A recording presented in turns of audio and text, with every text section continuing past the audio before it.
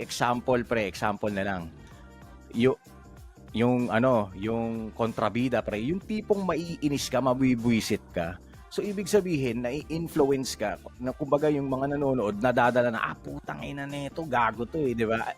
Kumbaga nakakapag-convey sila ng magandang emotion na kaiinisan mo sila. Yun ang magaling, di ba? Totoo. Best example nun, pare sila yung Diaz Brothers, pre. Sino? Yung Diaz Brothers. Diaz, oo. Okay. Sila Romy and Paquito. Yes, sila sir. Romy Diaz, yan. Yan. Ayun nga, anak ni Paquito.